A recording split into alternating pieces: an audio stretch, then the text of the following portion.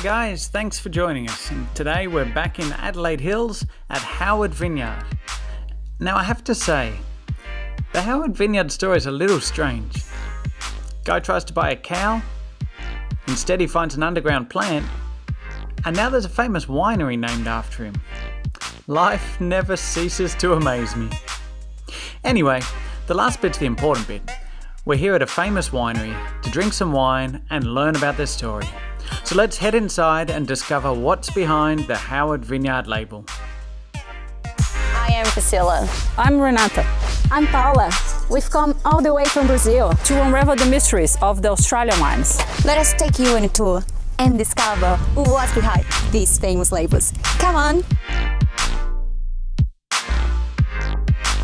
Amber, that is the brand marketing manager. So I guess there's probably a couple of stories to tell in relation to our brand. The name and the range of wines and all those sorts of things, and how our story came about from sort of going right back to our original history. So this property here that probably can be seen in the background, there's a creek bed that runs along the base of the property there along the road. It was a gentleman by the name of Amos William Howard, came out from the UK, and he was heavily into plants and flowers and those sorts of things, and he lived just the other side of the road. He came over here to meet a farmer to buy a cow, and that farmer was late, so Amos went for a wander along the creek bed and discovered a subterranean clover. So basically that means that clover grows mostly beneath the surface of the soil. Wow. And it really helps with soil health, so nitrogen and things like that. Really good for growing fresh fruit and vegetables and things like that. Right. So he'd never seen it before. He took a little bit of it, he made it to seed, he figured out its properties and what it did and how it benefited the soil and the earth and those sorts of things.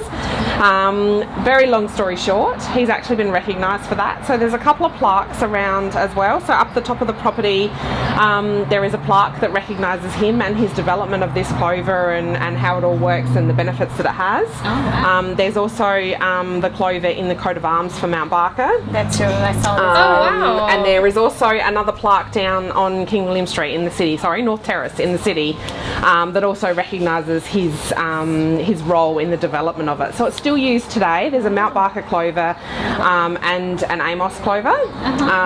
So I guess that then ties into our entire story. So Amos for our premium range of wines, Howard Vineyard, and then the clover makes up part of our logo and becomes part of our story in that way as well. So I guess that's sort of how the name came together and how that all works.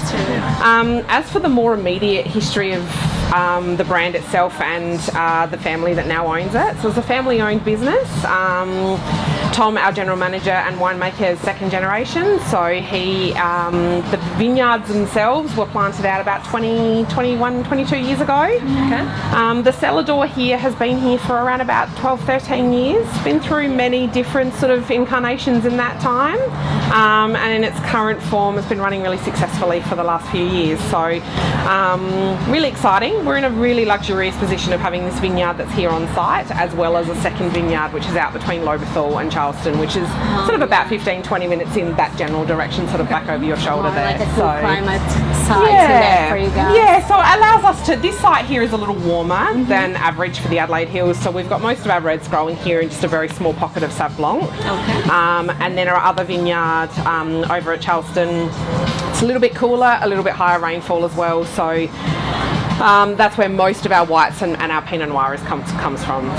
So you guys really embrace and celebrate your heritage here at Howard Vineyard. That was back, the original stone part is back from sort of the early 1900s, and has been many different sort of, I guess, formats or many different buildings since it was first built. And it was only as little as probably 3 years ago that it was still much more of a shed than it is even now. So we had a big sliding door in the back that you could still open up, and it was much more of a shed sort of format. So over the past sort of 2.5, 3 years, it's undergone quite significant sort of renovations, in that it now looks more like a function space and a proper cellar door, and invested a significant amount of money in making it feel more like a dedicated venue and cellar door, and somewhere to be really proud of, to sort of serve our wines and our customers. Because the vines are right here, people can see both your gardens, your heritage, and then your vines right out here. So in total, your vine hectareage that you've got out on this site? This now you're stretching me. I only help out with vintage occasionally. No, I think there's about 30 odd here, I think. Okay. And then I believe the vineyard over at Charleston is slightly bigger than that. This vineyard here is only in about 40% production at the moment. Yeah. So that's sort of our next sort of big project, I guess, to tackle. So just last week we planted out a brand new block of Shiraz, just straight out the back from cellar door here. Nice. So that's really, really exciting. It's the first sort of major developments we've done in this vineyard in quite a few years. So maybe 3 years to go for the first. Yeah, exactly. So very much looking forward to first vintage for that. And yeah, so it's really, really exciting to be working on this vineyard again, and making sure that, or getting this back up to sort of full production. It's been through a bit itself as well. So it's sort of been, there's been different varieties in here and things that haven't worked for us and things that have worked for us. And Shiraz, is a huge variety for the hills. Happy balance. Yeah, it's finding the right variety, and it's you're taking a little bit of a gamble, I guess, in the sense that you're trying to predict what the trends will be in 3 years' time. By the time you actually get a vintage out of it, that's a dangerous game. Exactly. So, but Shiraz is a pretty safe bet, particularly being Australia. It is. And then just the one last thing, because I know beginning of the year with all the bushfires and everything, and Adelaide Hills were really badly hit for that. So how did you guys? Well, looking around this place, you wouldn't know. We were very lucky in the sense that the fire did head down towards this direction here, took a turn out before it got into Nan, and sort of went out the back of Brakunga and out that way. Unfortunately, our other vineyard did not fare so well, so that was sort of right in the core of where the worst of the fire hit. And are you guys bouncing back from that? Yes and no. So we had about 35,000 vines that were impacted, which is roughly about 30% of that vineyard. That's a lot. It was Chardonnay and it was Sauvignon Blanc. But do you we guys consulted still have with the next vintage for that, or so what our decision was to chainsaw everything off at the base. So essentially you sort of leave that much at the bottom, everything else gets chainsawed off. Obviously all the posts, wiring, irrigation, all of that was all damaged, so it all had to be pulled out. And I guess the expert opinion from that was that you would then allow the vine to reshoot from the existing root base that it had. And for the Chardonnay, that's worked incredibly well. What's going on out there now is just incredible. The growth has been amazing.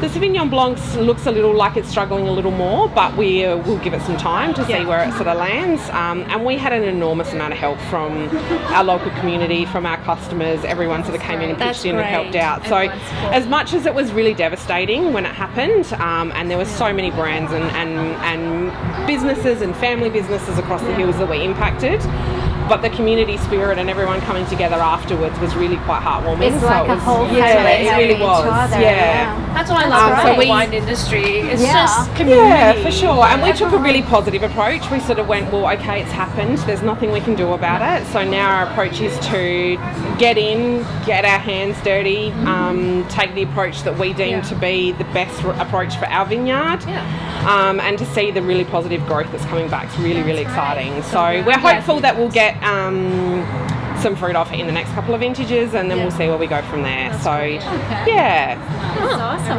Fingers crossed it all goes to fingers plan. crossed. Beautiful. So we should get started with some of our sparkling Pinot Chardonnay. Perfect. It is December. Sounds perfect for us. Feel like bubbly. Exactly. Perfect sparkling weather. It's always, well, let's face it, it's always a good time for sparkling, isn't it? There's a saying, there's the special occasion sometimes to open the bubbly is the fact that you have a bubbly in the fridge. Exactly. The fact that there is one cold in the fridge is cause for celebration enough. Absolutely. So when I think Adelaide Hills, sparkling always comes to mind. For sure. So this would be, well, it is our most popular wine. We sell the most of this product. It's made from two very key varieties from the Adelaide Hills, being Chardonnay and Pinot Noir. So the two of them grow very well in the hills. They're very well suited to that cooler climate, that beautiful natural acidity that comes from that cooler climate and that higher rainfall. So most sparklings you find in the hills will be a sparkling Pinot Chardonnay. Has a very, very slight hint of pink, which just comes from a tiny little bit of contact from that Pinot Noir skin. just a hint. Every vintage it's slightly different. Sometimes it's a little more pink, sometimes it's not. I remember the first time that I tried that it was different because it was the first time that I tried from here. Yeah, so it's about a 50-50 blend. So it's about 50% Pinot Noir, 50% Chardonnay, give or take a little bit. It's made in the Charmat method. So Charmat is where it's fermented in tank under pressure and then bottled under pressure, as opposed to being fermented in the bottle like a champagne sort of style. So it's beautiful and fresh. It's often the first wine that we release each vintage.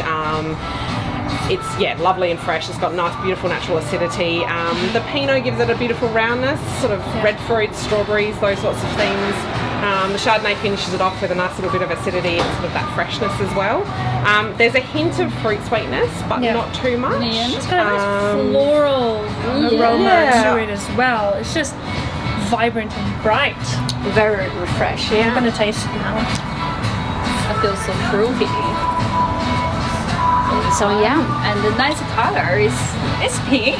It's amazing. It's just got that light blush to it. Exactly, Which is just a blush. Yeah. So you see it gets that color from that little bit of skin contact with the Pinot. how long So do you... is it skin contact or is it a whole bunch press that they do? No, it's just a little bit of skin contact. It's nothing too much, and it's it just sort of just a few hours. It just sort of picks up that little bit of colour, just that little bit of blush, and it's not something we do intentionally to get that blush. It's just sort of that process of. It's beautiful. It makes it pretty, and people drink with their eyes and with bubbly. It's just so pretty. I mean, the packaging is just. I mean, have a look at that label. That's true. So here, we can show that you have like the shape of the leaf, the clover leaf. Exactly. Even like That is so here, cute, though. and like what makes us remind that it's missing like a clover here. That can be this one. Why not? That's right. Clever marketing That's there. right. That's a very, very nice symbol for you guys. But this variety always does really well for us. It's a staff favourite as well as a crowd favourite. There's beautiful natural acidity on the finish. It's also got quite a dry finish, so it sort of keeps you wanting to come back for more as well. And the Charmat method coming and bringing this fruitiness to them as well. So Charmat method tends to have more fruit forward kind of sparkling wines. Where Method Champenois, because it gets on the leaves contact and everything, so it's much richer. Exactly, this keeps it nice and fresh. And so this being a 2020, it's not too early at all because it's got that light, bright vibrancy to it, and like you said, that acidity. Like a crisp. It's not too much.